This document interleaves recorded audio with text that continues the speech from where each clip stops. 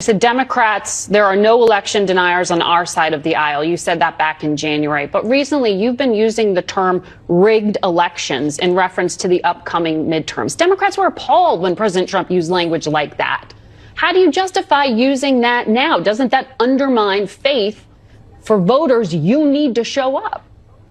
No, I've been using that term in the context of Donald Trump's unprecedented effort to gerrymander congressional maps in a partisan fashion all across the country in order to rig the midterm elections and deny the ability of the American people to actually decide who should be in the majority as it relates to the House of Representatives. You know, Democrats are also going through gerrymandering. Democrats are going to push back aggressively to make sure that we have fair maps across the country, not partisan gerrymandering, which Republicans have initiated in state after state after state. And Brennan knows how her bread is buttered, and she sees where the winds are shifting, and she decided to come out and be more tough against Hakeem Jeffries than she ever is against Republicans. We got to finish this both sides bullshit.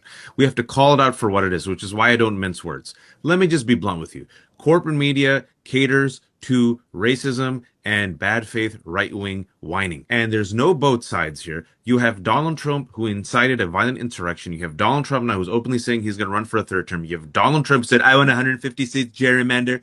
You have Donald Trump, who's copying and parroting Putin, talking about mail-in ballots. And if she was doing her job as an anchor and informing people, she would give the context. Instead, she's performing. She's performing like a clown for her new boss, Barry Weiss, to not be so hard on Donald Trump and to create a magical both sides framing that has never existed. Because regardless of whether you like Kamala Harris or Hillary Clinton, all their sins, Don, are not in any way, shape, or form comparable to the laundry list of Donald Trump's ongoing sins and criminality, right? This manufactured both sides shifts the Overton window to the right, makes the news skew more and more to a right-wing frame to placate bad faith actors who are always whining because black people and brown people can finally speak their mind and they can't say the N-word.